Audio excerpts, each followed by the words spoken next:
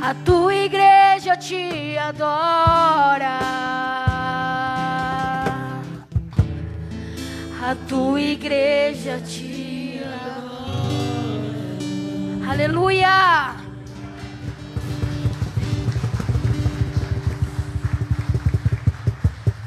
Glória a Deus. Queria te convidar, antes de você sentar e estender as suas mãos para cá, para estarmos orando pela vida da evangelista Daniela, que vai trazer algo para as nossas vidas. Que nós vamos sair daqui diferente. Você crê nisso? Comece em você a palavra.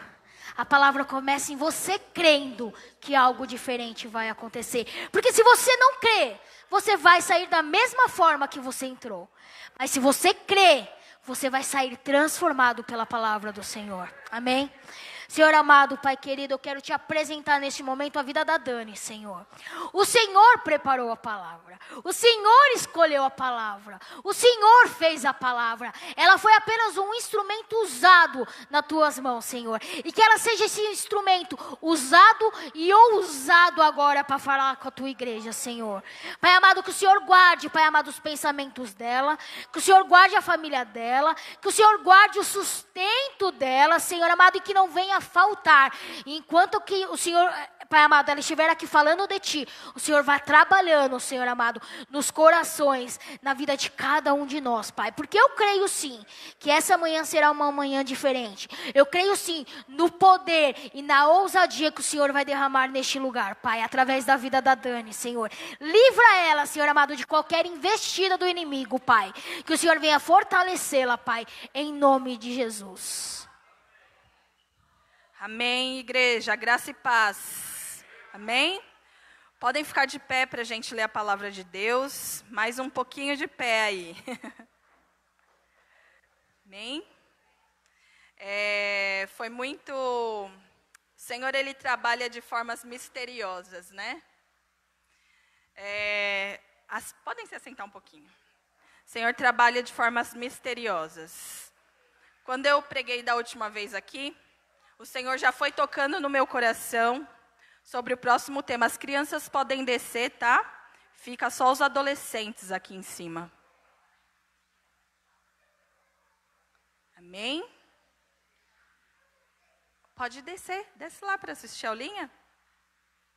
Vai lá. E Deus trabalhando das suas formas misteriosas, né? A última pregação que eu fiz, o Senhor já veio falando ao meu coração sobre o outro tema. E o Senhor, como diz, batendo a porta do meu coração, aquele fogo que consome o coração, que não nos deixa em paz, aquele fogo que vem e falando comigo acerca da ceia do Senhor. E aí o pastor, essa semana a mensagem que ele deixou no grupo do som, e ele nem falou comigo, nem estava sabendo, ele pegou e deixou lá no grupo do som, que o louvor deveria tomar a ceia antes de iniciar o louvor. Que era para nós, no ensaio, tomarmos a ceia. E aí ele falou, Dani, você pode ministrar a ceia? E aí amém, eu ministro a ceia, né? Só que... Na terça-feira, a Samia falou, Dani, você pode pregar no domingo, por favor? Eu falei, tá bom, eu prego no domingo. E eu pedindo para o Senhor confirmar se a palavra era para falar da Santa Ceia. E o pastor, no grupo do som, colocou que era para eu ministrar a Santa Ceia. Então, eu falei para o Senhor, Senhor, como o Senhor é claro assim, foi escancarado, né? Confirmando que era para eu comunicar à igreja sobre a Santa Ceia. E eu conversando com o pastor, que eu iria ministrar sobre a Santa Ceia, que Deus havia confirmado, ele falou, então, ao final, vocês ceiam. Por isso que a mesa da ceia está aqui. A ceia é uma forma de comunhão com a igreja, com Cristo e entre cada um de nós, que é o corpo de Cristo. E hoje nós vamos ver os aspectos espirituais da ceia do Senhor. Ceia do Senhor, um breve estudo sobre a salvação proposta por Deus. nós vamos ver qual é a mensagem da ceia do Senhor. Porque muitas vezes nós estamos há anos ceando e nós não sabemos o real significado da ceia do Senhor. Nós não entendemos, nós não discernimos o corpo e o sangue de Cristo nas nossas vidas. E assim como a Bíblia diz que a verdade nos liberta, hoje a verdade do Senhor veio libertar os nossos corações de qualquer outro tipo de entendimento que nós tínhamos sobre a ceia. Amém? Vamos abrir em Lucas, Evangelho de Lucas, no capítulo 22, versículo de 1 ao 20. Lucas 22, de 1 ao 20. O tema ceia é abordado nos 3 evangelhos, Mateus, Marcos e Lucas. Ainda no Novo Testamento, o apóstolo Paulo, já lá aos Coríntios, ele também vem falar sobre a Santa Ceia. Hoje nós vamos falar sobre a Santa Ceia a partir da perspectiva de Lucas. Amém? Vamos lá, Lucas 22, 1. Estava se aproximando a festa dos pães sem fermento, chamada Páscoa. Diga assim, ó, Páscoa. Porque nós vamos falar sobre a Páscoa também. Mas o que a Páscoa tem a ver com a ceia? Vocês vão ver que tem muita coisa a ver. E os chefes dos sacerdotes e os mestres da lei estavam procurando um meio de matar Jesus, mas tinham medo do povo. Então, Satanás entrou em Judas, chamado Iscariotes, um dos 12. Judas dirigiu-se aos chefes dos sacerdotes e aos oficiais da guarda do templo e tratou com eles como lhes poderia entregar Jesus. A proposta muito os alegrou e lhe prometeram dinheiro. Ele consentiu e ficou esperando uma oportunidade para lhes entregar Jesus quando a multidão não estivesse presente. Finalmente, chegou o dia dos pães sem fermento, no qual devia ser sacrificado o cordeiro pascal. Jesus enviou Pedro e João dizendo, vão preparar a refeição da Páscoa. Aonde queres que preparemos? Perguntou eles. Ele respondeu, ao entrarem na cidade, vocês encontrarão um homem carregando um pote de água. Sigam-no até a casa em que ele entrar. E digam ao dono da casa, o mestre pergunta, onde é o salão de hóspedes no qual poderei comer a Páscoa com meus discípulos? E ele lhes mostrará uma ampla sala no andar superior, toda mobiliada. Façam ali os preparativos. Eles saíram e encontraram tudo como Jesus lhes tinha dito. Então prepararam a Páscoa. Quando chegou a hora, Jesus e os apóstolos reclinaram-se à mesa. E disse-lhes, desejei ansiosamente comer essa Páscoa com vocês antes de sofrer. Guardem este versículo. Jesus aguardava ansiosamente para comer a Páscoa com os discípulos. Pois eu digo, não comerei dela novamente até que se cumpra no reino de Deus. Recebendo um cálice, ele deu graças e disse, tomem isto e partilhem uns com os outros. Pois eu digo que não beberei outra vez do fruto da videira até que venha o reino de Deus. Tomando o pão, deu graças, partiu e o deu aos discípulos, dizendo, isto é o meu corpo dado em favor de vocês, façam isso em memória de mim. Da mesma forma, depois da ceia, tomou o cálice, dizendo, este cálice é a nova aliança no meu sangue, nova aliança no meu sangue, derramado em favor de vocês. Mas eis que a mão daquele que vai me trair está com a minha sobre a mesa. O Filho do Homem vai, como foi determinado, mas ai daquele que o trair. eles começaram a perguntar uns aos outros qual deles iria fazer aquilo. Surgiu também uma discussão entre eles acerca de qual deles seria o maior. Só até aí. Amém? Nós vemos pelo texto que era a época de Páscoa. E todos os israelitas, eles tinham como costume a celebração dessa festa. Até hoje, os israelitas, os judeus, eles celebram a Páscoa no formato que era celebrado lá no Antigo Testamento, em Êxodo. E Jesus e os discípulos estavam se preparando para a festa de Páscoa, e é assim que esse texto começa, com a preparação de Jesus e os discípulos para comer o banquete da Páscoa. E eu acredito que para nós entendermos melhor a ceia hoje, e entendermos melhor como Jesus instituiu a ceia, nós vamos precisar voltar um pouquinho lá em Êxodo.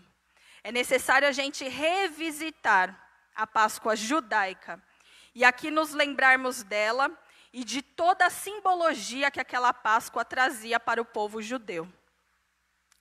A Páscoa judaica está lá no livro de Êxodo. O livro de Êxodo nos conta a história da escravidão do povo no Egito. Mas de que povo? O povo judeu que estava no Egito. Eles foram escravizados pelo faraó naquele lugar. Eles, como a gente sabe, os escravos não têm direito, né? Eles só têm direito de trabalhar. E lá eles sofreram muito. E essa história ela é muito conhecida. Eles sofreram muito naquele lugar. Eles choravam e pediam a Deus para que Deus os libertasse daquele jugo de escravidão, daquela dura cerviz de Faraó. E o choro e o clamor daquele povo judeu chegou ao trono do Senhor. E o Senhor levantou para libertá-los, para ser instrumento de Deus para a libertação, Moisés e Arão. Moisés e Arão foram designados por Deus para irem diante de Faraó. Eles seriam o porta-voz de Deus, para que o povo fosse liberto. E como nós sabemos, Faraó tinha o coração duro, e por conta da dureza do coração de Faraó, ele não libertava o povo, ele não queria perder os seus preciosos escravos, que trabalhavam para ele, e ele não deixou o povo ir. E assim como o texto narra, o texto de Êxodo narra, que Deus mandou sucessivas pragas sobre o Egito. A última praga, que foi a da morte dos primogênitos, ela foi uma instituição de Deus, ensinando o povo sobre Páscoa e sacrifício. Deus, ele disse sim, na véspera da libertação do povo, Deus diz ao povo que eles deveriam sacrificar um cordeiro. Então, deveria pegar um cordeiro e sacrificar esse cordeiro. E o sangue desse cordeiro deveria ser passado nas ombreiras ou nos umbrais das portas das casas dos judeus. E depois eles deveriam assar aquele animal e comer a carne daquele animal com pães ázimos, que significa pães sem fermento, e com ervas amargas, tudo isso naquela noite. E essa era a Páscoa dos judeus. E por que Deus falou isso? Porque Deus iria mandar o anjo da morte. E quando o anjo da morte visse o sinal do sangue nos umbrais das portas, ele passaria por cima e não feriria nenhum primogênito daquela casa. Por isso que Páscoa significa o quê? Passar por cima. Porque o anjo passava por cima e não feria o primogênito que estava naquela casa. Por certo que as únicas casas que estavam sinalizadas com sangue eram a casa dos judeus, porque Deus livrou e protegeu o seu povo da morte. Porém, na casa dos egípcios, o anjo entrou e levou a vida dos primogênitos egípcios. E Deus disse que o povo deveria passar e se lembrar desta data, periodicamente, perpetuamente, eles deveriam passar esses ensinamentos aos seus filhos, e os filhos dos filhos, e passar de descendência em descendência, para que eles sempre se lembrassem da onde Deus os tirou. Nós vemos que a Páscoa, para os judeus, ela é muito mais do que uma refeição. Muito mais do que uma simples refeição. Porque naquela noite, na noite da praga dos primogênitos, onde Deus instituiu a Páscoa, naquela noite as famílias se reuniam em volta da mesa, e como nós víamos, elas comiam aquele cordeiro assado, com pães ázimos e com ervas amargas.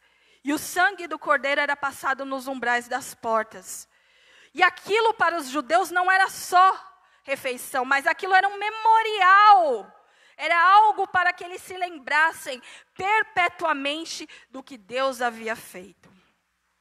A Páscoa para o judeu é um memorial do sacrifício, porque Deus havia poupado o seu povo, porque eles estavam cobertos com o sangue do cordeiro. E aquele cordeiro era uma figura de Cristo. Deus já estava mostrando ao povo, dando pistas ao povo, de que ele mandaria um cordeiro para um sacrifício definitivo, para a remissão dos pecados. E essa refeição chamada Páscoa, ela veio definir uma nação. Como assim definir uma nação? Ela veio definir quem era a nação de Israel. Porque através daquele sacrifício, Deus separou o povo dele do povo egípcio. Deus separou um povo para ser propriedade sua. Assim cumprindo a promessa que ele havia feito lá ao primeiro patriarca, Abraão. Essa promessa veio se cumprindo ano após ano, década após década, e Deus continuou demonstrando a sua aliança com o povo de Israel. As pessoas resgatadas por Deus no Egito, é essa nação que Deus veio definir. Essa refeição ainda contava ao povo sobre quem eles eram. A Páscoa, ela deu uma identidade para aquele povo. Eles sabiam que eles eram um povo único, que Deus libertou e tomou para ser seu. A Páscoa lembrava aos judeus de onde eles saíram. Eles saíram do Egito. A Páscoa também fazia um memorial dentro do coração deles. E todos os aspectos da Páscoa lembrava o sacrifício de Cristo. A Páscoa é símbolo da identidade do povo de Israel, pois somente os israelitas, quem era do povo de Israel, diz a Bíblia, poderia celebrar a Páscoa. Os estrangeiros que quisessem participar da festa de Páscoa deveriam se circuncidar para que se tornassem natural daquela terra. Então veja, ela era uma festa, mas que não poderia ser celebrada por qualquer pessoa. É uma festa reservada ao povo de Israel, ao povo que Deus escolheu para chamar de seu. Ao celebrar a Páscoa nas futuras gerações de Israel, era recontada a história da sua salvação. E essa refeição trazia o ato de libertação de Deus para o presente. Isso anunciava para os israelitas que Deus é um Deus que resgata e salva. Então todas essas lembranças, quando era celebrada a mesa de Páscoa, vinha a memória dos israelitas. E eles se lembravam, ei, eu tenho um Deus que me deu uma identidade, que me fez uma nação, que me fez um povo, que me salvou e me libertou do jugo do faraó. Tudo isso está na mente dos judeus. A ceia foi celebrada na refeição de Páscoa. Jesus era judeu. E como um bom judeu, Jesus também celebrava a Páscoa. Provavelmente não foi a primeira Páscoa de Jesus. Ele já era adulto, já havia celebrado várias Páscoas, assim como provavelmente não foi a primeira Páscoa daqueles discípulos. Mas aquela Páscoa foi diferente. Não só para os discípulos, não só para a nação de Israel, mas ela foi diferente para todos nós. E sob esta ótica que nós vamos falar hoje, da ceia. Na véspera da crucificação, Jesus celebrou a refeição de Páscoa com seus discípulos, como nós lemos em Lucas 22. Mas ele transformou a Páscoa em algo novo. Algo que não apontava para a libertação do Egito, mas sim para a libertação que Deus iria realizar na cruz. Lucas nos conta que Jesus ansiava por essa refeição de Páscoa. Isso está lá no verso 15. A Páscoa judaica era celebrada pelas famílias e elas faziam aquela refeição juntas. Mas olha que engraçado. Aquela Páscoa foi celebrada, já começou diferente por Jesus. Porque a Páscoa era celebrada pelas famílias, mas na cena que Lucas nos descreve, Lucas nos coloca dentro daquele contexto e daquela cena. E Lucas nos diz que naquela cena estava Jesus e os discípulos. Lucas não nos fala que estava a mãe, que estava o pai, que estava algum parente dos discípulos, mas ele fala que estava Jesus e os 12. E Jesus, ele começou diferente. Aquela Páscoa era diferente. Celebrando a Páscoa dos discípulos, Jesus transforma os seus amigos em família. Olha o que Jesus começou a instituir. Que aqueles que haviam recebido ele, faziam parte da sua família. Família não sanguínea, mas espiritual. E aquela Páscoa foi transformada em uma celebração espiritual. E Jesus, através deste ato, está dizendo que a sua família é formada por aqueles que receberam o seu sacrifício. É o que diz lá em João 1,12. A todos quanto o receberam. Deu-lhes, vê que a Bíblia diz deu-lhes. Por quê? Porque não possuíam. Se a Bíblia deu, é porque antes não possuíam, deu-lhes o direito de serem chamados filhos de Deus. Então, se você recebeu o Senhor na sua vida, o Senhor te deu o direito, te deu o poder de ser chamado filho de Deus.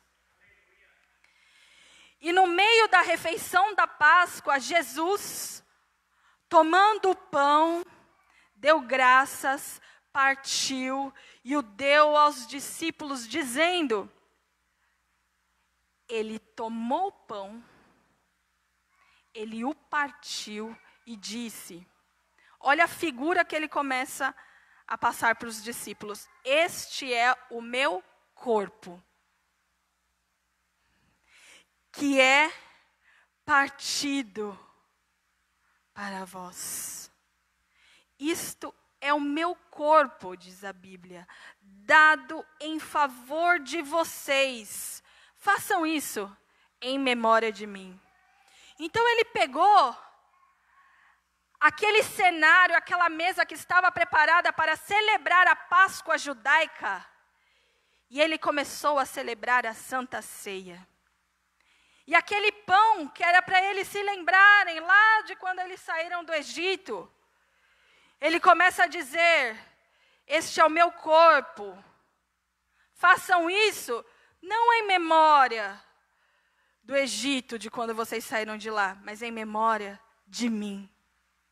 Ele começa a instituir coisas novas naquela Páscoa. Da mesma forma, depois da ceia, ele toma o cálice, dizendo: este é o cálice da nova aliança no meu sangue. Ei! Então quer dizer que agora, com a morte de Jesus, estava finalizada a velha aliança. A nova aliança se pautaria não no sangue de animais, mas no sangue do próprio Cordeiro de Deus, que desceu do céu e se entregou por nós.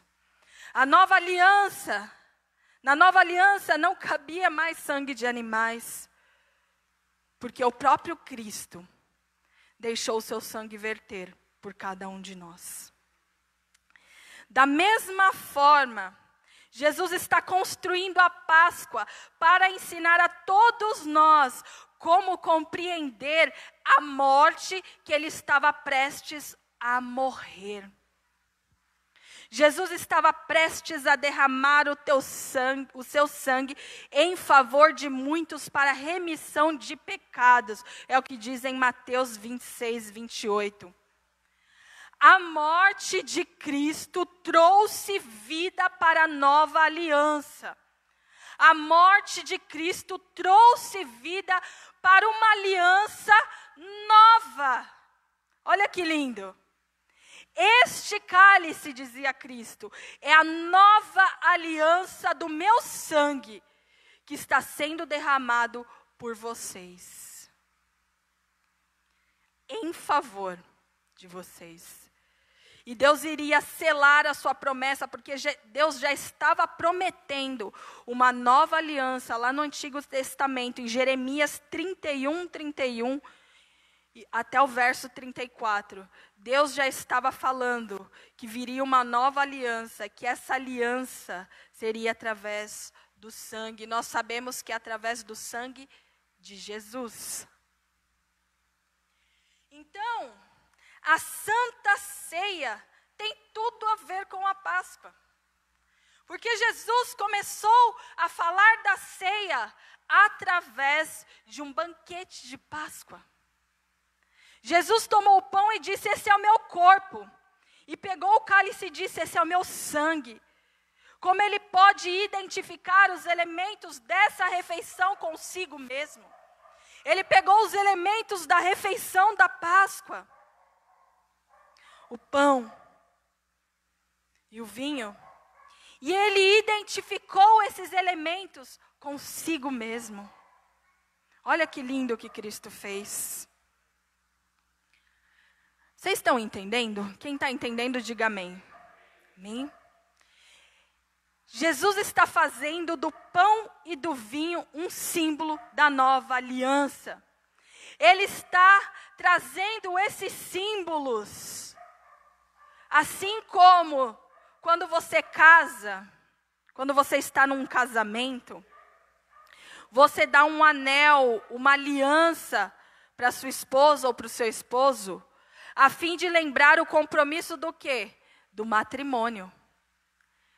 E Jesus, ele queria que quando os discípulos olhassem para o vinho e para o pão, eles se lembrassem da aliança dele com eles. Quando nós olhamos para a nossa aliança, quem é casado, você se lembra de quem? Da sua esposa ou do seu esposo.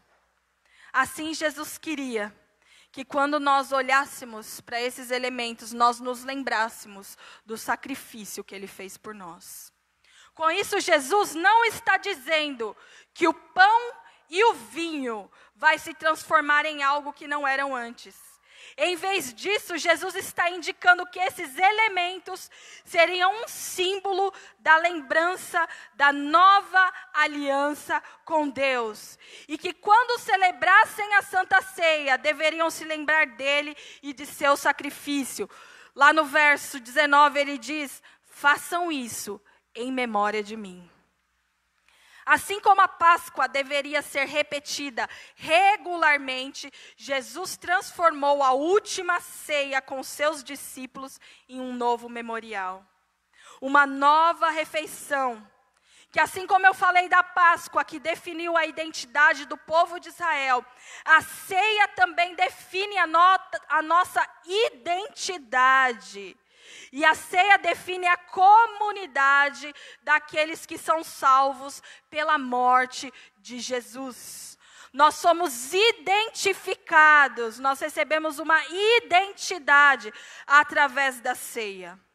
E por quê? Porque assim como a Páscoa judaica, assim como essa Páscoa só poderia ser celebrada pelos israelitas, a Santa Ceia do Senhor só pode ser celebrada por aqueles que já receberam o Senhor Jesus como seu único e suficiente Salvador. Então, quando nós celebramos a Páscoa, nós nos identificamos com a comunidade de Cristo. Nós nos identificamos como povo de Deus. Então, toda vez que você olhar a ceia, saiba, e quando você celebrar a ceia, saiba que você é povo de Deus. Por isso que você está celebrando a ceia. E assim como a Páscoa deveria ser repetida regularmente, a ceia também deveria ser celebrada regularmente. Deus define para si um povo de Deus, mas agora é diferente. Não é um povo por nacionalidade. Não mais um povo por nacionalidade. Mas um povo definido através do sangue de Jesus. E daí, chegou a gente. Nós começamos a fazer parte da família de Deus. Não pelos laços do nosso sangue, mas pelos laços do sangue de Jesus, que nos lava de todo pecado. Pois na cruz, Deus salvou um povo para si mesmo. Através do sangue e do sacrifício do Cordeiro Pascal. Quem é o Cordeiro de Páscoa? Jesus Cristo. Através dele, Deus definiu um povo para chamar de seu.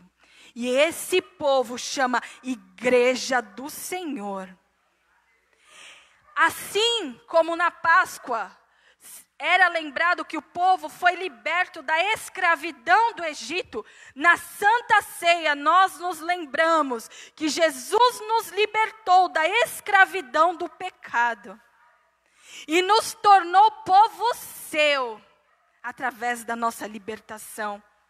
E na noite anterior a este grande ato de libertação que Jesus faria, que é morrer na cruz do Calvário, Jesus deu uma refeição. Ele instituiu uma refeição, assim como foi na Páscoa.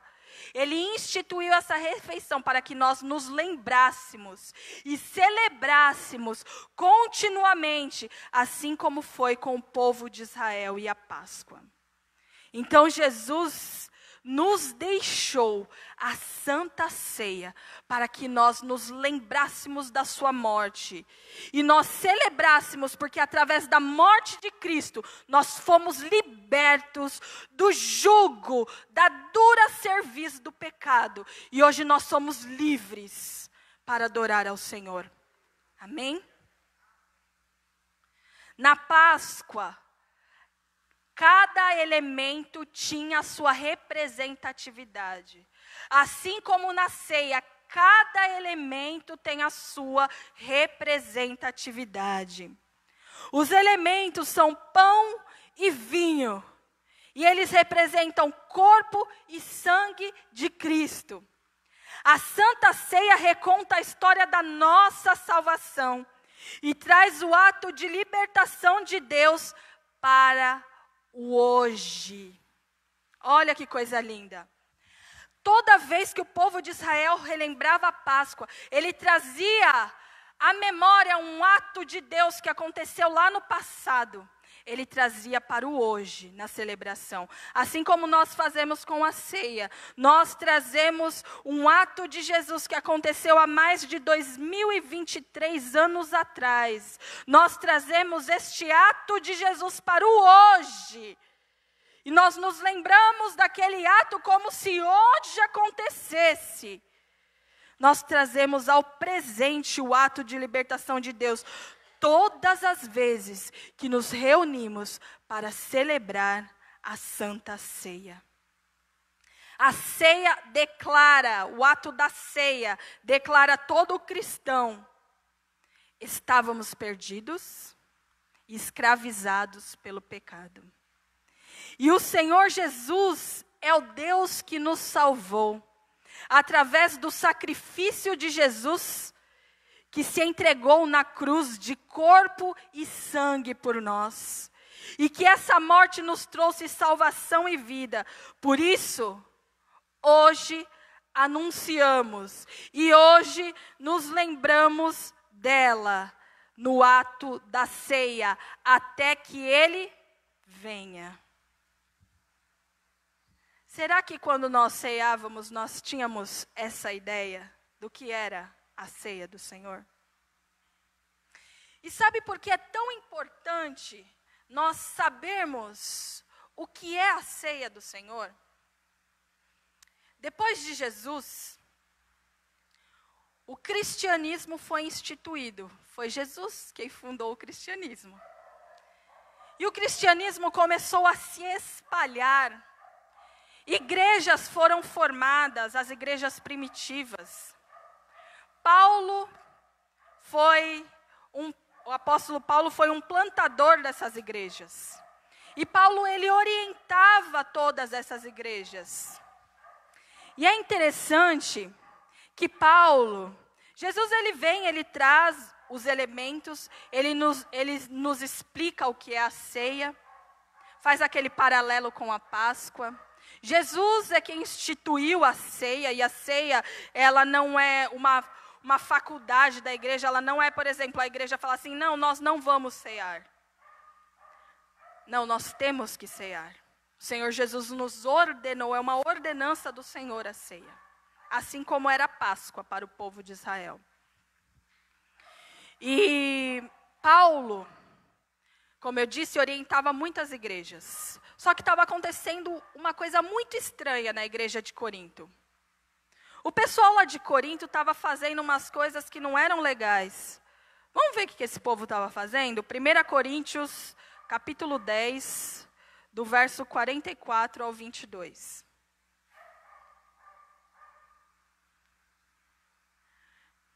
Coríntios, capítulo 10, do verso 14 ao 22.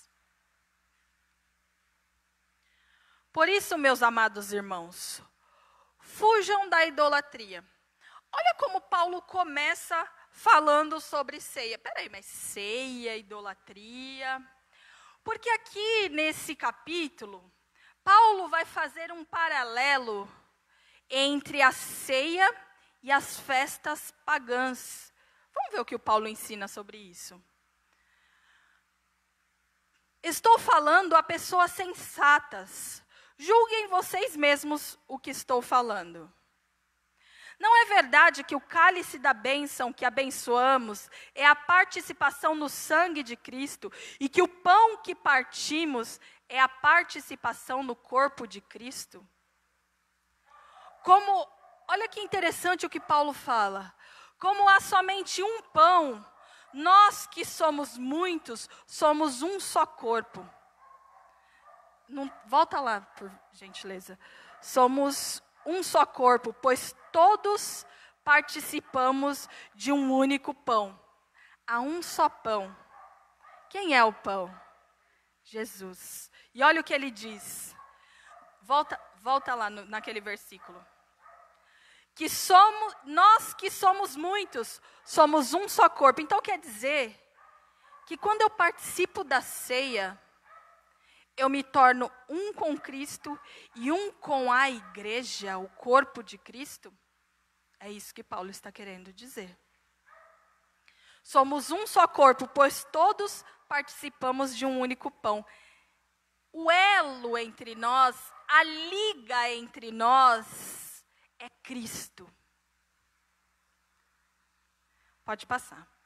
Considerem o povo de Israel, os que comem dos sacrifícios, não participam do altar?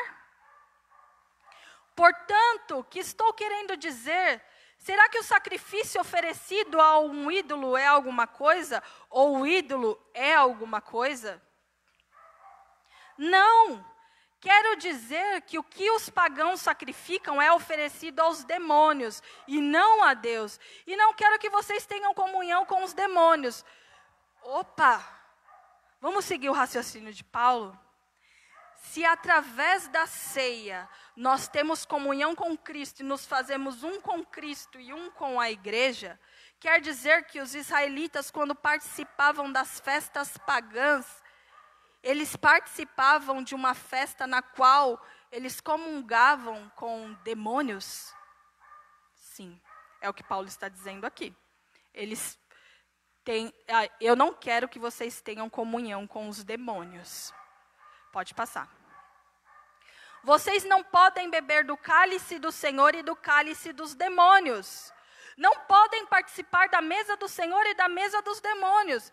Então quer dizer que os cristãos de Corinto estavam participando da mesa do Senhor, da festa do Senhor na Santa Ceia, e também estavam participando de festas pagãs, e Paulo estava dizendo, vocês não podem fazer isso. Vocês não podem participar da mesa do Senhor e da mesa dos demônios. Não quero que vocês tenham comunhão com demônios. Porventura, provocaremos o ciúme do Senhor? Somos mais fortes do que Ele? Tudo é permitido, mas nem tudo convém. Tudo é permitido, mas nem tudo edifica. Ninguém deve buscar o seu próprio bem, mas sim o dos outros. Até, que verso que é esse? Até aqui. Vejam que Paulo começa a dar algumas orientações a mais sobre a ceia. Paulo nos diz que quando nós comemos deste pão, nós comemos do corpo de Cristo e nos fazemos um e participantes do sacrifício de Cristo. E quando nós comemos juntos a ceia nunca era feita sozinha. A ceia sempre era feita no contexto de igreja, tá? Então, Paulo ensina que eram para eles estarem juntos, porque quando eles comiam daquele pão, eles faziam um com Cristo e um com a igreja. Nós somos um em Cristo, por isso que tem essa frase. Porque quando nós participamos da ceia do Senhor, nós temos comunhão com o Senhor e com os nossos irmãos. Então a ceia é comunhão. A ceia é uma refeição de comunhão. E nós nos tornamos um com o corpo de Cristo. Somos unicamente um pão, como ele diz. Um só corpo, porque todos participamos do único pão, que é Jesus. E a nossa comunhão com Cristo, ela cria, ela gera comunhão com os outros. Então não tem como nós participarmos da ceia e estarmos brigados com o nosso irmão. Não combina. Porque a ceia, ela gera comunhão. Ela cria comunhão uns com os outros. Como igreja local, somos um só corpo, porque compartilhamos o único pão. E tudo que isso representa, porque somos unidos a Cristo e estamos unidos uns com os outros nele. Que interessante, né? Que interessante. Esse Paulão era bom, né? Para explicar as coisas. Então, ele vem trazendo alguns aspectos importantes sobre a ceia do Senhor. Portanto, como eu disse para vocês, não é correto nós tomarmos a ceia sozinho, pois a ceia é celebrada como igreja. E ninguém é igreja sozinho. Não existe. Sabe o povo que quer ser crente da internet? Eu vou ficar lá na minha casa, eu vou escutar todas as pregações. Eu escuto os melhores pregadores. Não tem como ser igreja sozinho. Igreja é isso aqui, ó. Ó, é a comunhão.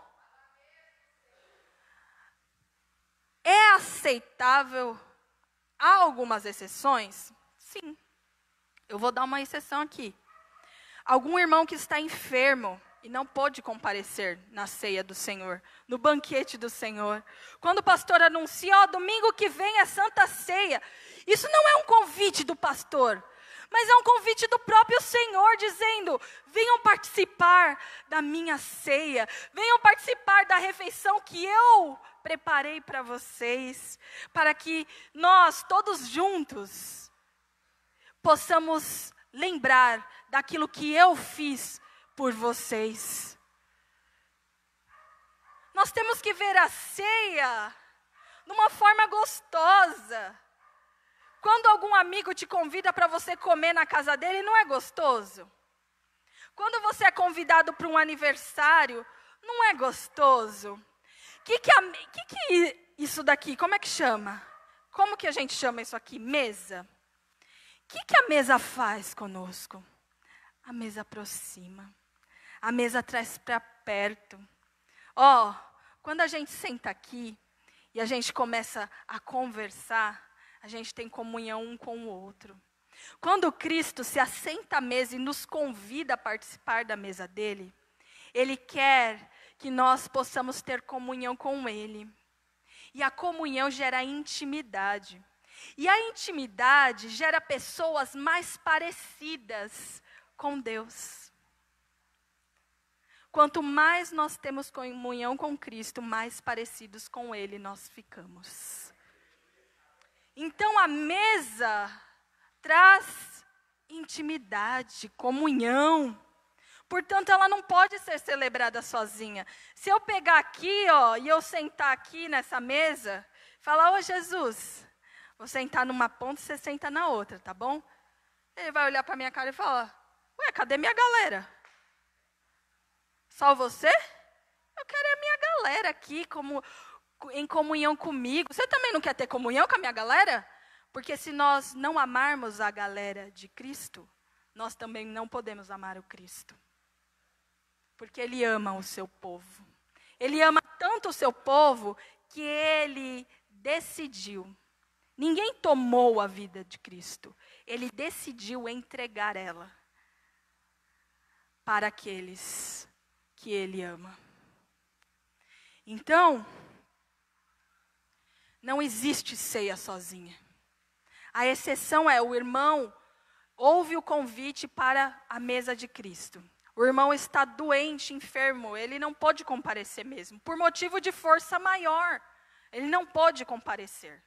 Então, é justo um ministro ir lá e, se quiser, pode levar sim a ceia para ele. Porque Deus entende, ele está lá porque ele está enfermo.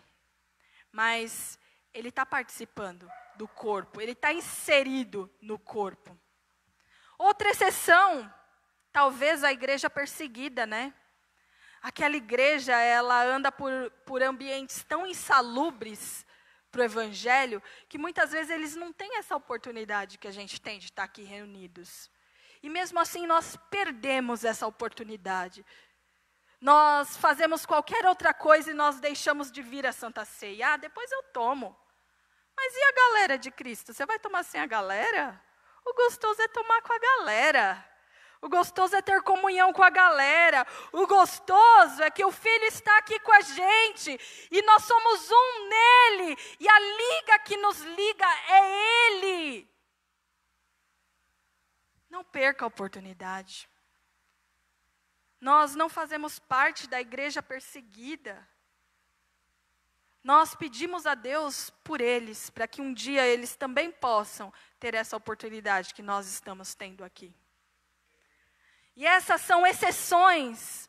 Está entendendo? É exceção extrema. Não é tipo assim, eu estou com dor no fio do meu cabelo, eu não vou na igreja na Santa Ceia. Eu não tenho roupa hoje, minha roupa não secou, não vou não. Meu carro quebrou. Sabe o que é? A pandemia também foi um caso extremo, uma exceção. Por quê? Não estávamos aqui, não podíamos estar aqui. Aí cada um foi à igreja lá no seu lar. E Jesus estava lá conosco. E ele entendeu aquela situação. Mas, eu bati o meu dedinho e eu não vou na igreja porque meu dedinho tem que se recuperar. Não dá, né, gente? Ceia é uma coisa séria. Depois de vocês saberem tudo isso, vocês acham que a ceia é qualquer coisa? O convite não é meu, não é do pastor Daniel, não é da pastora Márcia, não é do pastor Júlio, não é da evangelista Sâmia. O convite é de Cristo. A mesa é de Cristo. Você não quer participar da mesa dele? Então, nós devemos priorizar o momento da ceia e da comunhão com os irmãos, pois a ceia é partilhar o pão e o vinho juntos. Como família de Deus, como igreja, na ceia nós estamos dizendo que nós temos comunhão com Cristo e com a igreja de Cristo. Quem recebeu a Cristo é quem pode participar da ceia.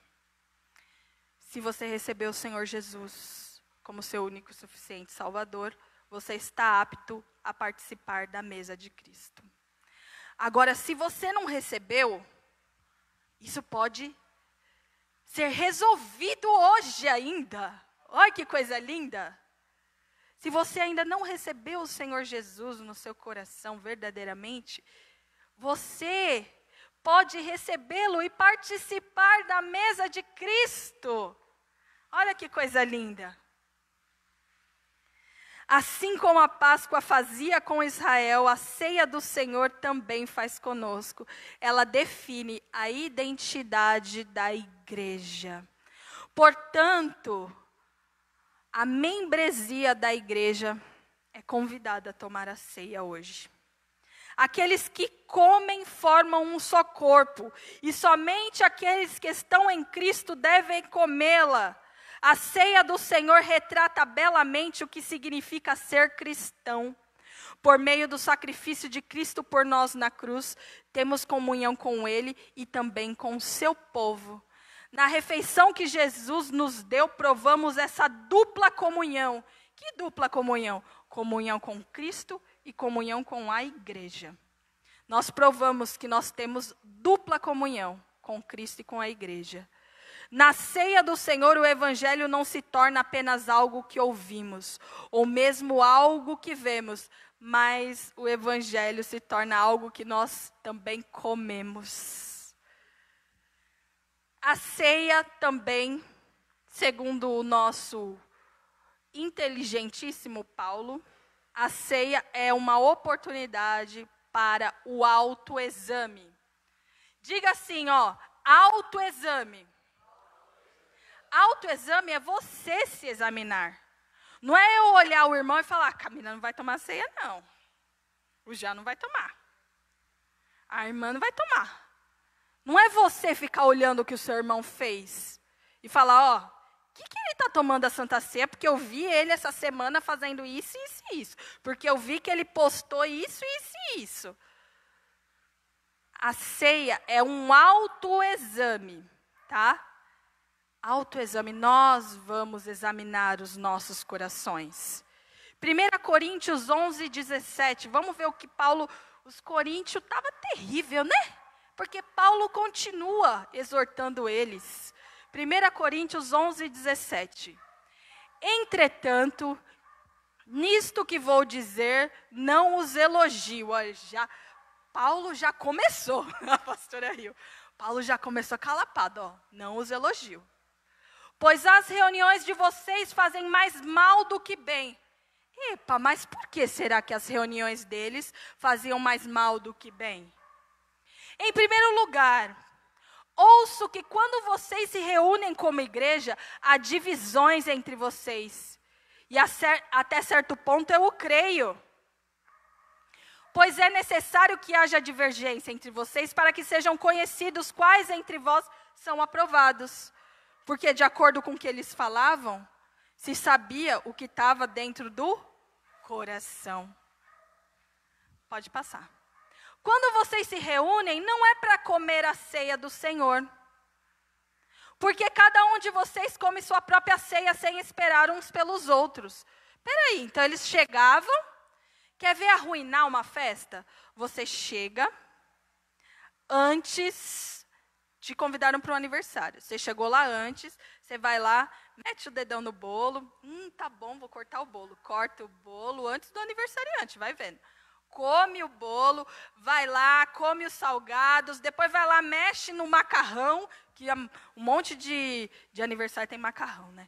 Vai lá, mexe, come o macarrão, vai lá, toma os refrigerantes.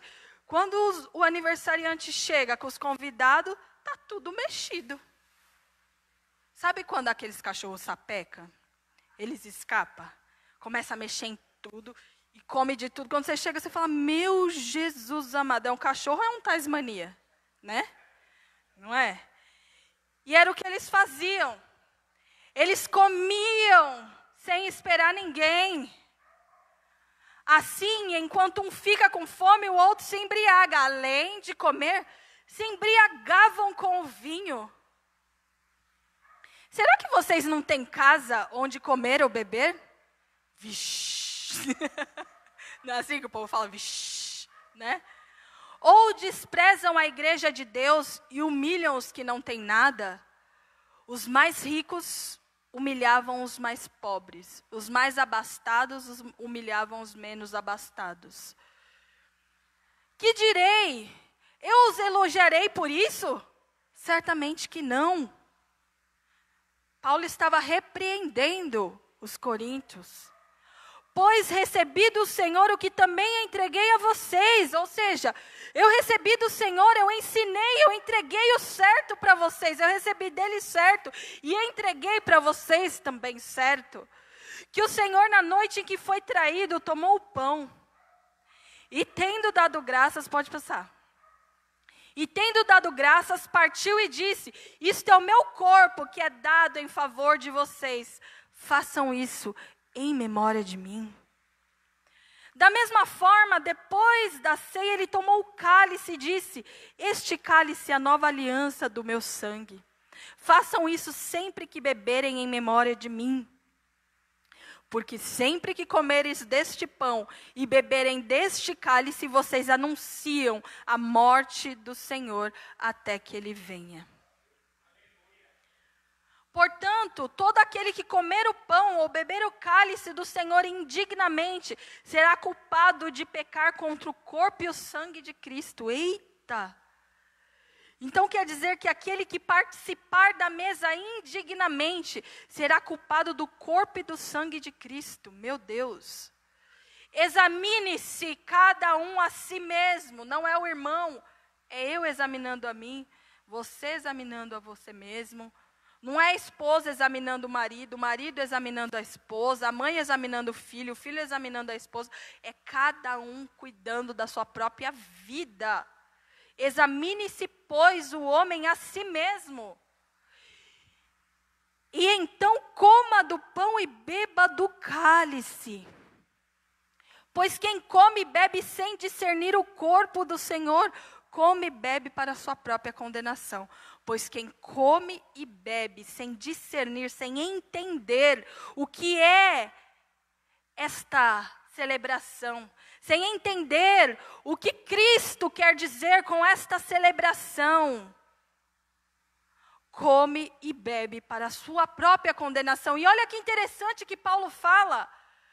Há entre vocês por isso, ou seja, porque vocês não discernem o corpo nem o sangue de Cristo, porque vocês se sentam à mesa indignamente para comer e beber da ceia, por isso há entre vocês muitos fracos e doentes, e vários que já dormiram, ou seja,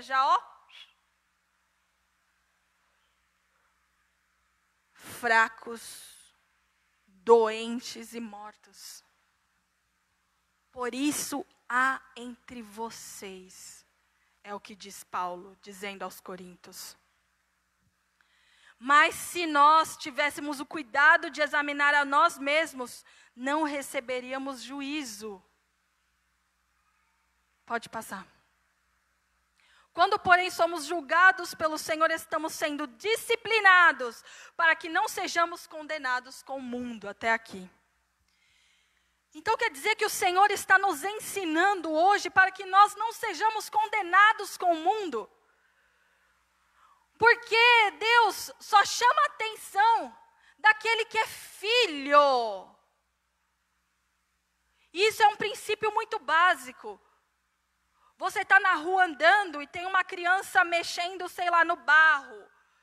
Você vai pegar e chamar a atenção do filho dos outros no meio da rua? Você vai chamar a atenção do seu filho.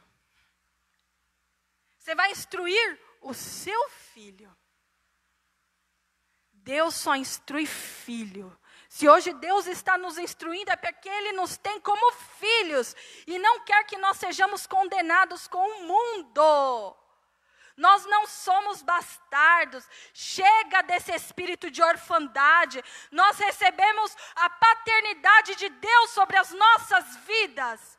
E a paternidade inclui também a disciplina de Deus sobre nós. Porque nós somos filhos. Então quer dizer que a ceia é uma oportunidade para o autoexame, sim. É uma oportunidade. E os coríntios, eles estavam arruinando o momento da ceia.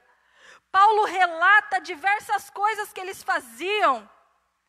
Eles não se ajuntavam para o melhor e sim para o pior, não para o bem, mas sim para o mal. Os coríntios não estavam entendendo e nem discernindo o que era aquele ato. Por conta disso, de estarem ceando na mesa do Senhor de qualquer jeito, eles estavam atraindo para si próprio condenação. Muitos deles, como nós vimos relatando Paulo, estavam fracos, doentes, mortos. A ceia do Senhor, ela é um privilégio. Mas ela não é uma brincadeira. Nós devemos priorizar este período. Agora você pode ter a curiosidade.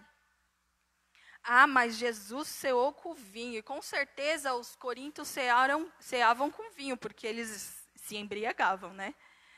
Por que nós ceamos com o suco de uva? Porque nós fomos resgatados do mundo, né?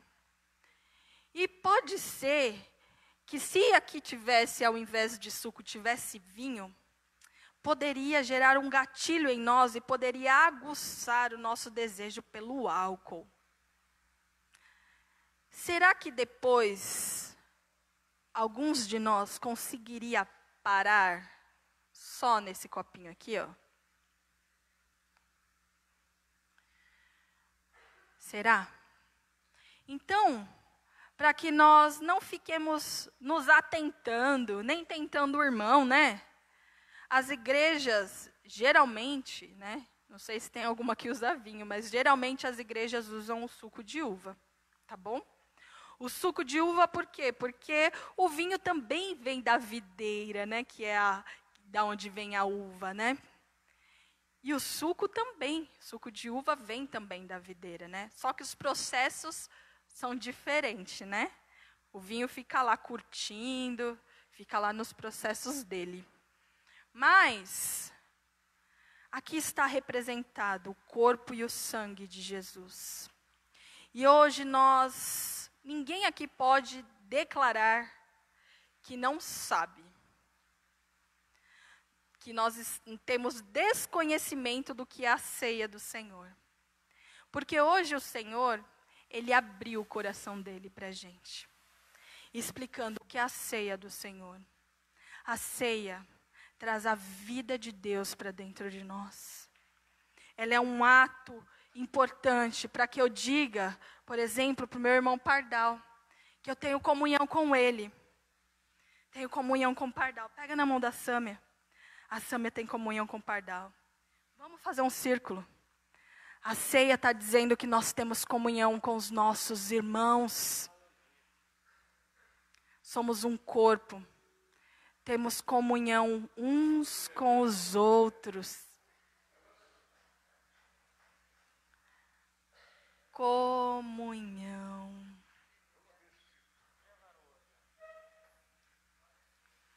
Jesus está aqui. Pode abrir mais esse círculo. Vamos lá.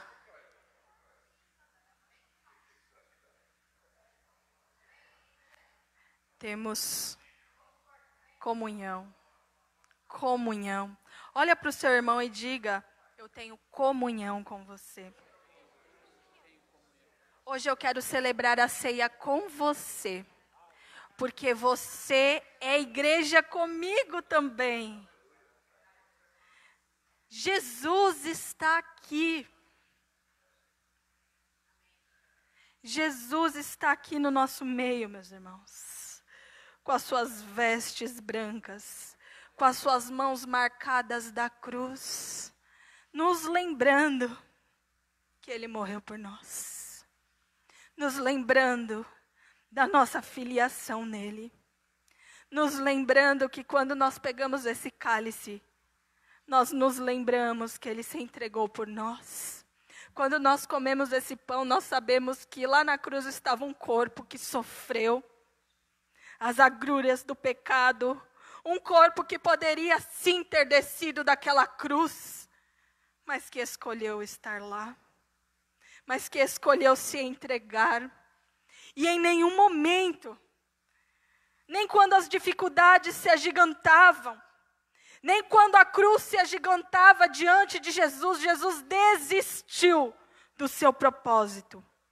Em nenhum momento Jesus pensou em deixar-nos na mão. Em nenhum momento Jesus pensou em deixar a cruz para lá. Em nenhum momento Ele escapou da cruz. Mas assim, como um cordeiro mudo, Ele foi imolado pelos nossos pecados. O castigo que nos trouxe a paz estava sobre Ele, assim diz Isaías, e por suas pisaduras e por suas chagas nós fomos sarados. Hoje eu e você estamos sarados do pecado, da doença do pecado. O mundo procura cura para muitas doenças, mas a pior doença que existe é o pecado, e para ela já existe cura, porque o Senhor nos curou através do sangue dele. E hoje existem aqui irmãos e irmãs, lavados e remidos pelo sangue de Jesus. Hoje nós temos comunhão uns com os outros por causa dele. Por causa dele nós estamos aqui, por causa do sacrifício dele. Hoje é dia de nos lembrarmos da morte de Jesus. E sim, celebrarmos a morte de Jesus.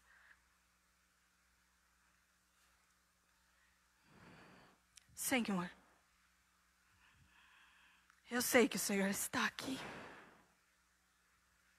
Eu sei que o Senhor caminha entre nós. Eu sei que o Senhor está aqui. E o Senhor nos convida hoje a participar da tua mesa. Ah, papai, a tua palavra veio lavar os nossos corações. Veio nos tirar das mentiras do pecado. Veio nos relembrar da sua morte. Veio nos fazer revisitar a Páscoa. Como o Senhor é bom. E eu consagro a ti, Senhor, este pão. E nós reconhecemos, Senhor, que nós vamos participar da sua mesa e vamos comer este pão e vamos nos lembrar de ti. Eu consagro a ti, Senhor, este cálice.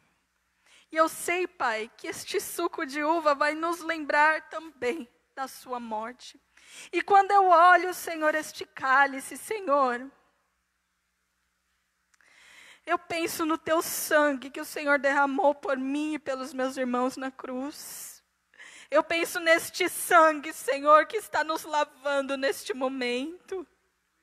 Eu penso, Senhor, que todos os dias, Pai, nós temos que nos encontrar contigo na cruz. Que todos os dias temos que revisitar a cruz. Que todos os dias, Senhor, nós levemos a mensagem da cruz. Até que o Senhor volte. Papai, eu também me lembro que o Senhor tomou essa ceia há mais de 2023 anos atrás, e até hoje o Senhor não a tomou de novo, porque o Senhor está nos esperando para que nós tomemos todos juntos, com a sua igreja de todos os cantos da terra, com os remidos de hoje, de ontem e do futuro, Pai, quando nós estaremos juntos no seu grande banquete, Deus. Oh, papai querido, eu te agradeço e eu consagro a ti todos esses elementos, meu Deus, em nome de Jesus. Amém. Vou pedir para a pastora Márcia servir, para o diácono Vinícius servir também. Pode servir. Continuem em círculos, por favor, quem vai tomar ceia. Vou pedir para o nosso obreiro Gel servir o pão. Para a diaconisa Neuza servir o outro pão.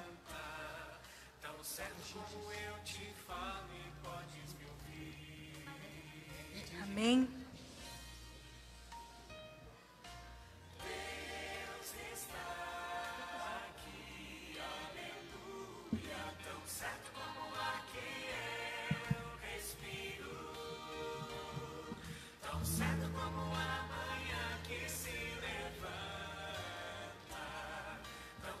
Vamos esperar uns pelos outros, tá? Pegar o pão e o cálice, nós vamos tomar juntos.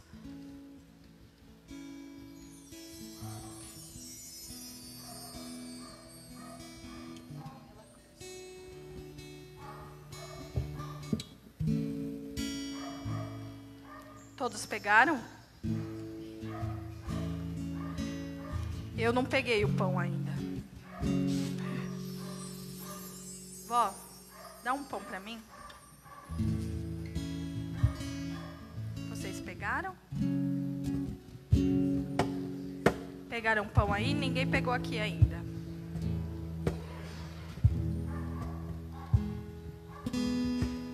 Sangue, leva-me além a todas as alturas, onde ouço a tua voz, fala de tua justiça pela minha vida. Jesus, este é o teu sangue.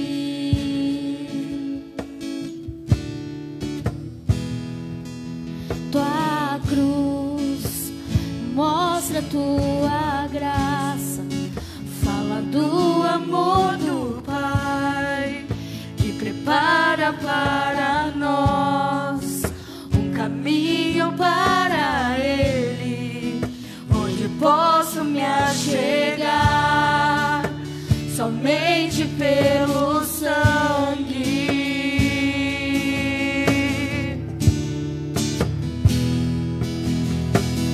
que nos lava dos pecados, que nos traz restauração. Nada além do sangue, nada além do sangue de Jesus.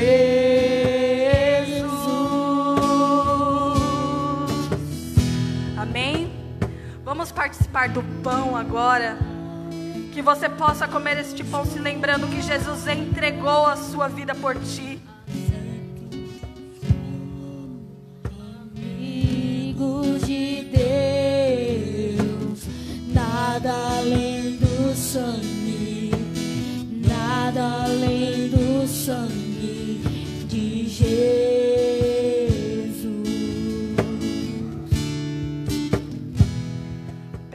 cálice.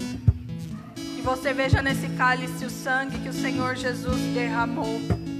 Que você se lembre, que você forme um memorial no seu coração de agradecimento ao Senhor pelo sacrifício dele. Vamos participar do cálice agora.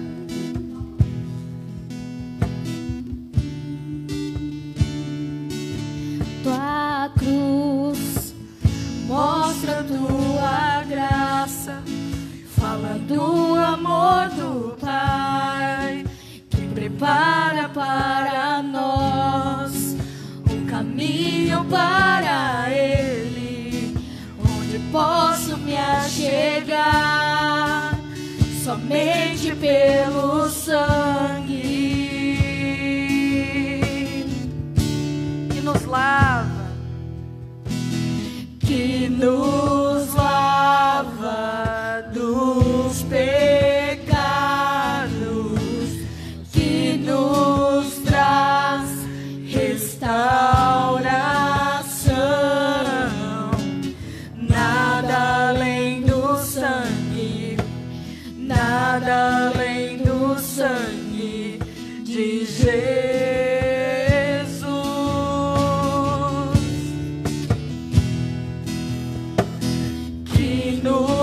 Faz brancos como a neve, aceitos como amigos de Deus.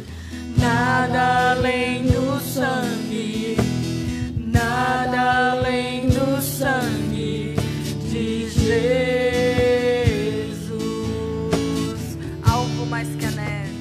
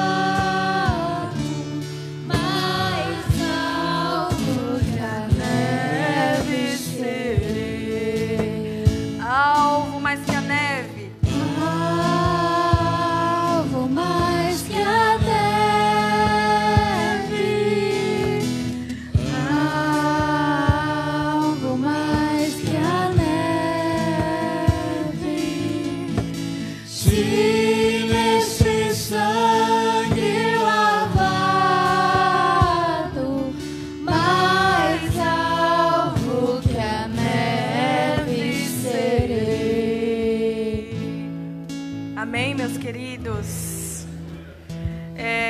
Essa pregação, esse estudo que nós fizemos aqui, foi tirado de um estudo chamado Entendendo a Igreja, Entendendo a Ceia do Senhor, de Bob Jamieson. Ele é um pastor americano e ele fez esse estudo maravilhoso. Ainda tem muito mais desse estudo, senão nós ficaremos aqui o dia inteiro.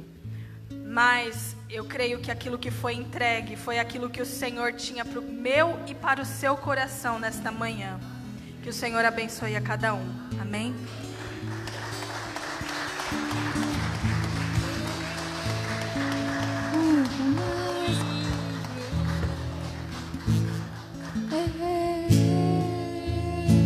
Estou livre,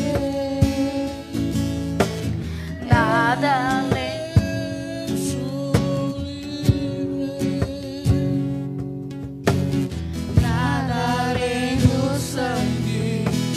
Nada além do sangue de Jesus.